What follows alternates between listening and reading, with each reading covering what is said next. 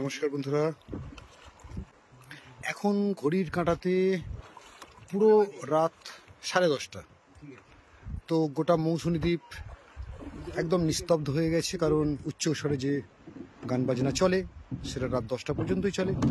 এবং আমরা এই রাত 10:30টায় এই নৌকা নিয়ে বেরিয়েছি। এই নৌকা অনেকটা দূর এগিয়ে যাবে সমুদ্রের দিকে। সঙ্গে থাকুন বন্ধুরা, দেখতে থাকুন যে আজ এই রাতের অভিযান ঠিক কেমন হয়। তো আমাদের এই মুহূর্তের 3জন সাথী এই নৌকাটাকে এই পার থেকে একটু জলের দিকে নামানো হচ্ছে, যেহেতু এখন ভাটা, সে কারণে এই জলটা এখানে কমে গেছে এবং নৌকাটাকে একটু একটু করে সরিয়ে নেওয়া হচ্ছে। আমরা জাস্ট ইঞ্জিনে স্টার্ট দিয়েই বের হব।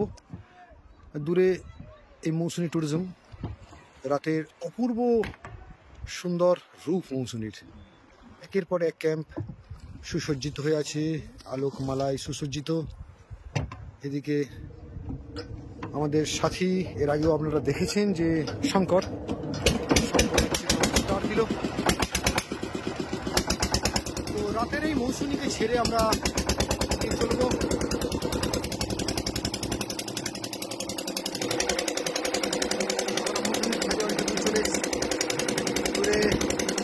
জাল দেখার জন্য টর্চ দেওয়া হচ্ছে, দূরে জাল দেখা গেছে।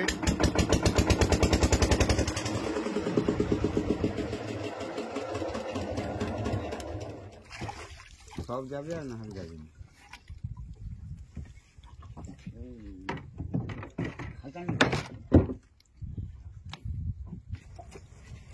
তো বহুদিন পরে আজ শঙ্করের নৌকায় এসছি। শঙ্কর আপনারা জানেন নিশ্চয়ই, এর আগে আমরা শঙ্করের নৌকাতে করে এসে জ্যান্ত ইলিশ মাছ ধরা দেখেছি। আজ রাতে আবার চলে এসেছি। 2 থেকে 3 মাস পর আমাদের এই মৌসুমীর মোহনাতে ইলিশ মাছ ঢুকেছে প্রচুর। তো ইলিশ মাছ পাওয়া যাচ্ছে, ট্যাংরা মাছ পাওয়া যাচ্ছে, আরও ভিন্ন জাতীয় মাছ আছে। তো সেই আশা নিয়ে আমরা এসেছি রাত্রেবেলা। দেখি আজ রাতের আমাদের এই জালের কি সংগ্রহে কি আসে। দেখুন, বলতে বলতে আমরা প্রথম জালে ওঠা কি মাছ, এটা ভোলা। বাহ, সাইজটা বেশ ভালো, সুন্দর সাইজের ভোলা, বেশ বড় সাইজের ভোলা। এদিকে আমাদের আজ এই জালের নতুন সঙ্গী হচ্ছে বাবলু ভাই, গঙ্গাসাগর থেকে আসা বাবলু ভাই, শঙ্কর এবং আমাদের কাকু আছেন। এই 3 জনকে নিয়ে এই রাত্রেবেলা আমরা এসেছি জাল দেখার কাজে। আরেকটা মাছ, চাকলে মাছ, তাই তো? দেখুন বন্ধুরা, এটা হচ্ছে চাকলে মাছ, খুব সুস্বাদু মাছ। চাকলে মাছ দাম কিরকম এগুলো কাকু? 600 টাকা কিলো। বাহ, দেখুন বন্ধুরা, সুন্দর একটা চাকলে মাছ পড়েছে। এটা হলো চাকলে মাছ। আমাদের এই মুড়িগঙ্গা বা গঙ্গার মোহনাতে হালকা নোনা মিষ্টি জলের মধ্যে কিন্তু এই জাতীয় মাছগুলো খুব পাওয়া যায়। শীতের লাস্ট মরশুম, মাঝে মধ্যে কখনো দক্ষিণা বাতাস, তার সাথে সাথে এই গঙ্গাতে কিন্তু আমাদের বেশ মাছ ঢুকেছে এবং আমরা চলে এসেছি জাল দেখার কাজে।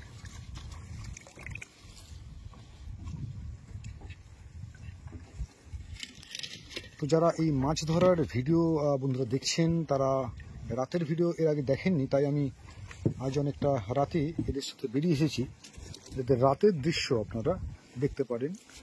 এই নদী জীবনের রাতের যে পরিস্থিতি সেটা আরও কঠিন হয়ে ওঠে, কারণ এই জলের মধ্যেখানে সমুদ্রের নদীর মোহনাতে যেখানে জলের প্রচুর স্রোত বইছে, সেখানে কিন্তু দাঁড়িয়ে জাল অপারেটিং করা কিন্তু রীতিমতো চাপের কাজ এবং রিস্কের কাজ। আমরা পেয়েছি একটা চাকলে মাছ এবং একটা ভোলা মাছ। তো ঠান্ডার একটা পরিস্থিতি আছে, তার সাথে সাথে হাওয়া বইছে।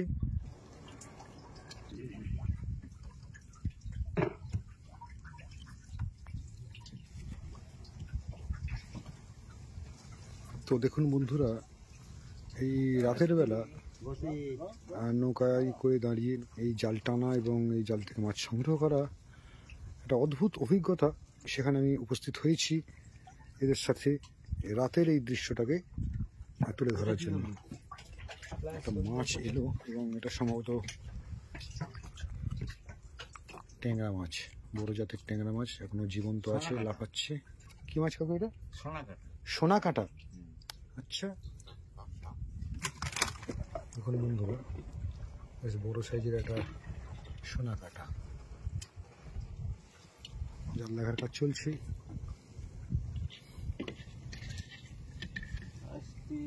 আরেকটা মাছ দেখা যাচ্ছে, লাফাচ্ছে মাছ একটা। এটা ওই একই সোনা কাঁটা। দেখুন বন্ধুরা যে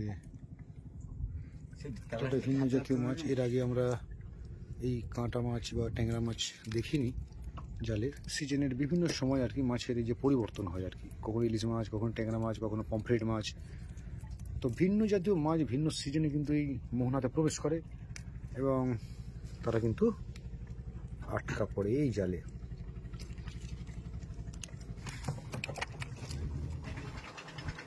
দূরে আরো একটা নৌকা এগিয়ে আসছে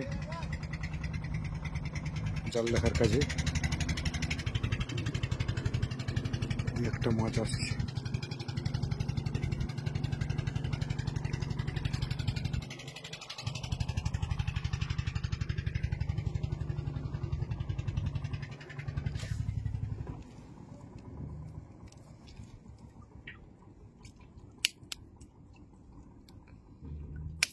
কাঁটাটা ভেঙে দেওয়া হচ্ছে, তাই তো?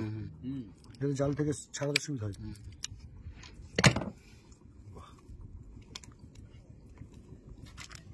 তো না হলে কিন্তু রীতিমতো ওই জীবন্ত ট্যাংরা মাছ কিন্তু সোনা ট্যাংরা কাঁটা মেরে দেবে, তাই তো?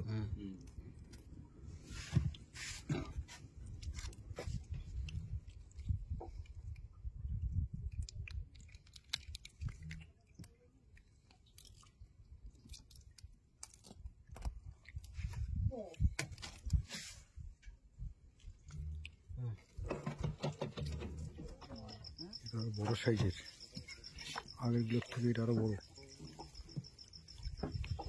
কৌকো ডাকছে না?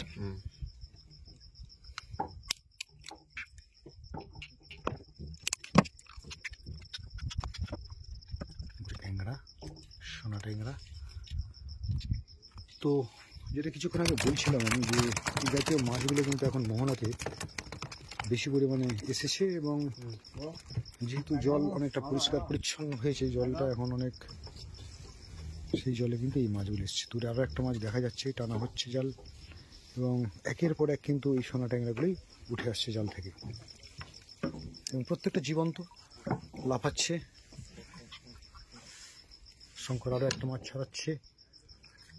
বাবলু ভাই, এই মাছগুলোর ওয়েট কিরকম আছে? এগুলো এক একটা ওয়েট আছে দাদা, এগুলো বড় সাইজের অ্যালুমিনিয়াম 1 থেকে 1200 গ্রাম। আচ্ছা, এইটা যেটা আছে কত হবে? এটা হবে 250 গ্রাম। 250 থেকে 300 হবেই। 250-300 ধরে রাখ। ঠিক ঠিক। তো আর দাম কিরকম আছে এই মাছের এখন বাজারে? এখানে তো মাছের মূল্য দেয় না, বুঝতে পেরেছি। হ্যাঁ, 100 টাকা করে আমরা বেচছিলাম। মানে পাইকারি যখন দিচ্ছেন আড়তে, আড়তে আপনারা যখন দিচ্ছেন তখন 100 টাকা, আর আমরা যখন কিনতে যাচ্ছি আড়ত থেকে তখন কিরকম দাম? 150 টাকা। তার মানে এই ট্যাংরার দাম খুব একটা বেশি নয়, ওই 100-150 টাকা বা ম্যাক্সিমাম 200 টাকার মধ্যেই, তাই তো?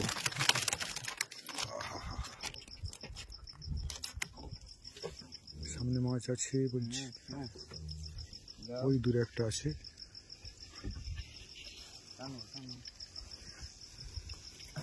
তো ইলিশ মাছ শুনছিলাম যে এখন তো ইলিশ মাছ আসছে, এটা তো ট্যাংরা মাছ না, ওই দুটোই ট্যাংরা, দুটোই ট্যাংরা পরপর একসাথেই দুটো ট্যাংরা আরও আসছে। বন্ধুরা দেখুন, আপনারা দেখলে মজা পাবেন যে এত রাত্রেবেলা, এখন প্রায় 11টার বেশি বাজে, তো রাত্রেবেলা আমরা চলে এসেছি এবং এই জাল দেখার কাজে, এবং একটার পর একটা কিন্তু ট্যাংরা মাছ পড়ছে।